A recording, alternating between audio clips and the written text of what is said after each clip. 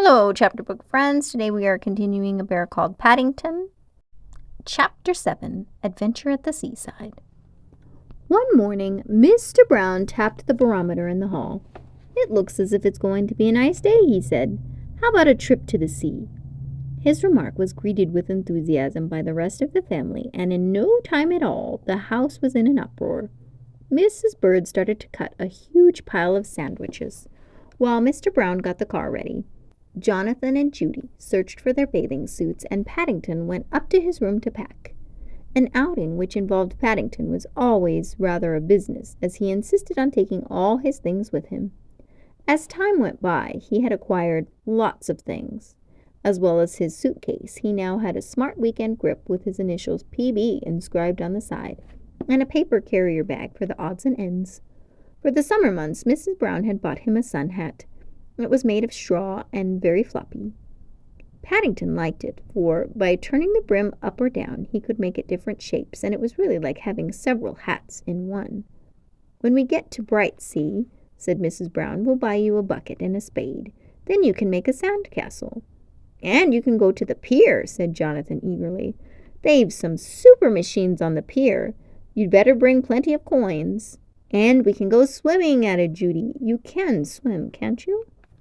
"Not very well, I'm afraid," Paddington replied. "You see, I've never been to the seaside before." "Never been to the seaside?" Everyone stopped what they were doing and stared at Paddington. "Never," said Paddington. They all agreed that it must be nice to be going to the seaside for the first time in one's life. Even Mrs. Bird began talking about the time she first went to Brightsea, many years before. Paddington became very excited as they told him all about the wonderful things he was going to see. The car was crowded when they started off. Mrs. Bird, Judy, and Jonathan sat in the back. Mr. Brown drove, and Mrs. Brown and Paddington sat beside him. Paddington liked sitting in the front, especially when the window was open, so that he could poke his head out into the cool breeze. After a minor delay, when Paddington's hat blew off on the outskirts of London, they were soon on the open road. "Can you smell the sea yet, Paddington?" asked Mrs. Brown after a while. Paddington poked his head out and sniffed. "I can smell something," he said. "Well," said Mrs. Brown, "keep on sniffing, because we're almost there." And sure enough, as they reached the top of the hill and rounded a corner to go down the other side, there it was in the distance, glistening in the morning sun. Paddington's eyes opened wide. "Look at all the boats on the dirt," he cried, pointing in the direction of the beach with his paw. Everyone laughed. "That's not dirt," said Judy. "That's sand." By the time they had explained all about sand to Paddington, they were in Brightsea itself and driving along the front. Paddington looked at the sea rather doubtfully. The waves were much bigger than he had imagined. Not so big as the ones he'd seen on his journey to England, but quite large enough for a small bear. Mr. Brown stopped the car by a shop on the esplanade and took out some money. "I'd like to fit this bear out for the day at the seaside," he said to the lady behind the counter. "Let's see now. We shall need a bucket and a spade, a pair of sunglasses, one of those rubber tires." As he reeled off the list, the lady handed the articles to Paddington, who began to wish he had more than two paws. He had a rubber tire around his middle, which kept slipping down around his knees, a pair of sunglasses perched precariously on his nose, his straw hat, a bucket, a spade in one hand, and his suitcase in the other. "Photograph, sir?" Paddington turned to see an untidy man with a camera looking at him. "Only £1, sir. Results guaranteed. Money back if you're not satisfied." Paddington considered the matter for a moment. He didn't like the look of the man very much, but he had been saving hard for several weeks, and now had just over £3. It would be nice to have a picture of himself.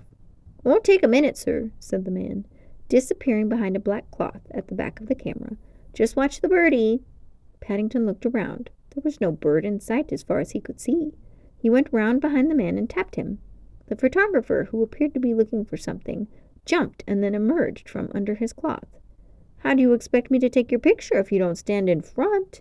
he asked in an aggrieved voice. "Now I've wasted a plate, and—" he looked shiftily at Paddington. "That will cost you £1. Paddington gave him a hard stare. "You said there was a birdie," he said, "and there wasn't." I expect it flew away when it saw your face, said the man nastily. Now where's my pound? Paddington looked at him even harder for a moment. Perhaps the bird took it when it flew away, he said. Ha ha ha! Cried another photographer who had been watching the proceedings with interest. Fancy you being taken in by a bear, Charlie. Serves you right for trying to take photographs without a license. Now be off with you before I call the policeman. He watched while the other man gathered up his belongings and slouched off in the direction of the pier. Then he turned to Paddington.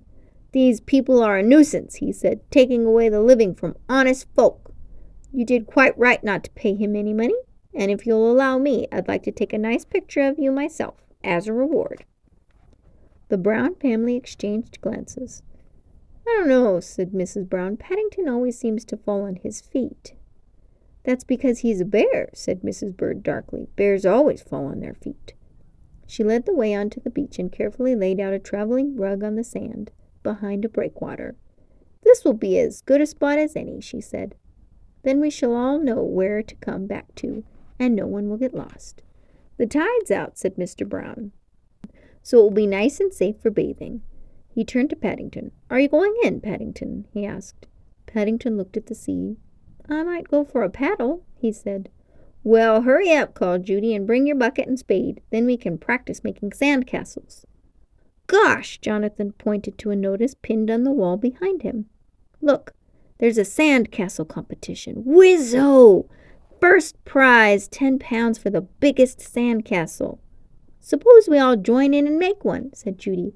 I bet the 3 of us together could make the biggest one you've ever seen. I don't think you're allowed to, said Mrs. Brown, reading the notice. It says here everyone has to make their own. Judy looked disappointed. Well, I shall have to go anyway. Come on, you two. Let's have a bath first. Then we can start digging after lunch.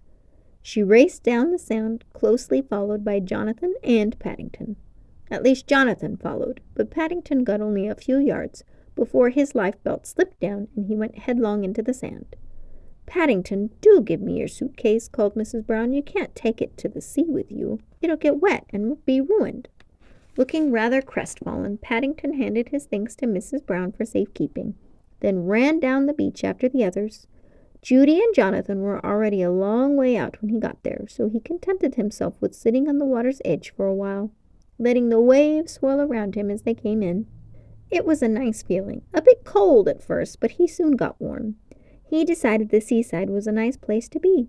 He paddled out to where the water was deeper, and then lay back in his rubber tire, letting the waves carry him gently back to the shore. 10 pounds. Supposing he won.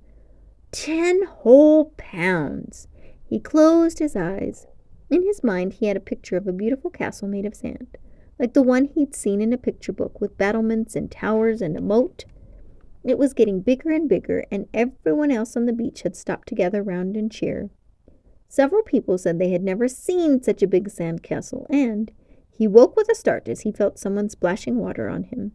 Come on, Paddington, said Judy, lying there in the sun fast asleep. It's time for lunch, and we've got lots of work to do afterwards. Paddington felt disappointed. It had been a nice sand castle in his dream. He was sure it would have won first prize. He rubbed his eyes and followed Judy and Jonathan up the beach to where Mrs. Bird had laid out sandwiches, ham, egg, and cheese for everyone else, and special marmalade ones for Paddington, with ice cream and fruit salad to follow. I vote, said Mr. Brown, who had in mind an after-lunch nap for himself, that after we've eaten, you all go off in different directions and make your own sand castles. Then we'll have our own private competition, as well as the official one. I'll give £1 to the one with the biggest castle. All 3 thought this was a good idea. But don't go too far away, called Mrs. Brown, as Jonathan, Judy, and Paddington set off. Remember, the tide's coming in. Her advice fell on deaf ears. They were all much too interested in sand castles. Paddington especially was gripping his bucket and spade in a very determined fashion. The beach was crowded, and he had to walk quite a long way before he found a deserted spot. First of all, he dug a big moat in a circle, leaving himself a drawbridge so that he could fetch and carry the sand for the castle itself. Then he set to work, carrying bucket loads of sand to build the walls of the castle. He was an industrious bear, and even though it was hard work and his legs and paws soon got tired, he persevered until he had a huge pile of sand in the middle of his circle. Then he set to work with his spade, smoothing out the walls and making the battlements. They were very good battlements, with holes for windows and slots for the archers to fire through. When he had finished, he stuck his spade in one of the corner towers, placed his hat on top of that, and then lay down inside next to his marmalade jar and closed his eyes. He felt tired, but very pleased with himself. With the gentle roar of the sea in his ears, he soon went fast asleep. "We have been all along the beach," said Jonathan, "and we can't see him anywhere." "He didn't even have his life belt with him," said Mrs. Brown anxiously. "Nothing. Just a bucket and a spade." The Browns were gathered in a worried group round the man from the life-saving hut. "He's been gone several hours," said Mr. Brown, "and the tide's been in over 2. The man looked serious. "And you say he can't swim?" he asked. "He doesn't even like having a bath much," said Judy, "so I'm sure he can't swim." "Here's his photograph," said Mrs. Bird. "He only had it taken this morning." She handed the man Paddington's picture and then dabbed her eyes with a handkerchief. "I know something's happened to him. He wouldn't have missed tea unless something was wrong." The man looked at the picture. "We could send out a description," he said dubiously, "but it's a job to see what he looks like by that. It's all hat and dark glasses." "Can't you launch a lifeboat?" asked Jonathan hopefully. "We could," said the man, "if we knew where to look, but he might be anywhere." "Oh, dear." Mrs. Brown reached for her handkerchief as well. "I can't bear to think about it." "Something will turn up," said Mrs. Bird comfortingly. "He's got a good head on his shoulders." "Well," said the man, holding up a dripping straw hat, "you'd better have this, and in the meantime we'll see what we can do." There, Mary." Mr. Brown held his wife's arm. "Perhaps he just left it on the beach or something. It may have got picked up by the tide." He bent down to pick up the rest of Paddington's belongings. They seemed very small and lonely lying there on their own. "It's Paddington's hat all right," said Judy, examining it. "Look, it's got his mark inside." She turned the hat inside out and showed them the outline of a paw mark in black ink and the words, "My hat, Paddington." "I vote we all separate," said Jonathan, "and comb the beach. We'll stand more chance that way." Mr. Brown looked dubious. "It's getting dark," he said. Mrs. Bird put down the traveling rug and folded her arms. "Well, I'm not going back until he's found," she said. "I couldn't go back to that empty house, not without Paddington." "No one's thinking of going back without him, Mrs. Bird," said Mr. Brown. He looked helplessly out to sea. "It's just, perhaps he didn't get swept out to sea," said the life-saving man helpfully. "Perhaps he's just gone on the pier or something. There seems to be a big crowd heading that way. Must be something interesting going on." He called out to a man who was just passing, "What's going on that pier, chum?"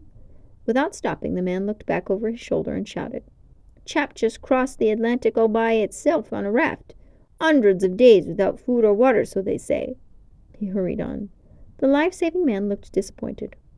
"Another of these publicity stunts," he said. "We get 'em every year." Mr. Brown looked thoughtful. "I wonder," he said, looking in the direction of the pier. "It would be just like him," said Mrs. Bird. "It's the sort of thing that would happen to Paddington." "It's got to be," cried Jonathan. "It's just got to be." They all looked at each other, and then picking up their belongings, joined the crowd hurrying in the direction of the pier. It took them a long time to force their way through the turnstile before their news that something was happening on the pier had spread, and there was a great throng at the entrance.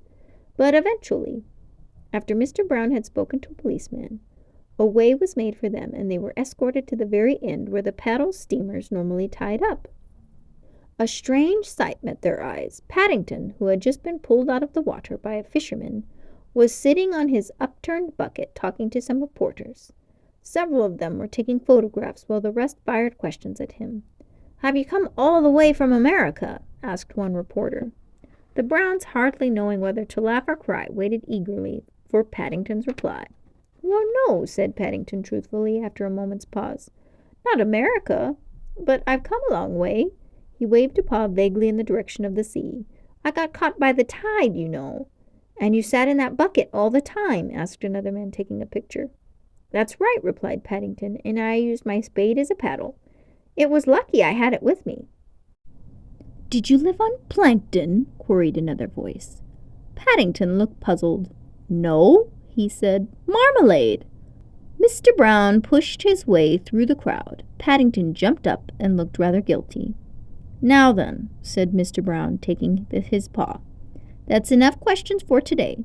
This bear's been at sea for a long time, and he's tired." In fact, he looked meaningfully at Paddington. "He's been at sea all the afternoon." "Is it still only Tuesday?" asked Paddington innocently. "I thought it was much later than that." "Tuesday," said Mr. Brown firmly, "and we've been worried to death over you." Paddington picked up his bucket and spade and jar of marmalade. "Well," he said, "I bet not many bears have gone to sea in a bucket, all the same." It was dark when they drove along Bright Sea Front on their way home. The promenade was festooned with colored lights, and even the fountains in the gardens kept changing color. It all looked very pretty. But Paddington, who was lying in the back of the car, wrapped in a blanket, was thinking of his sand castle. "I bet mine was bigger than anyone else's," he said sleepily. "Bet you mine was the biggest," said Jonathan. "I think," said Mr. Brown hastily, "you all better have a pound, just to make sure." "Perhaps we can come again another day," said Mrs. Brown. "Then we can have another competition. How about that, Paddington?"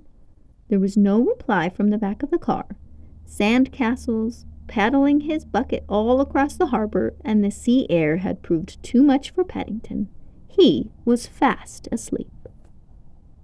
Okay, hope you really enjoyed this chapter. If you did, please hit the thumbs up and subscribe, and I'll see you next time.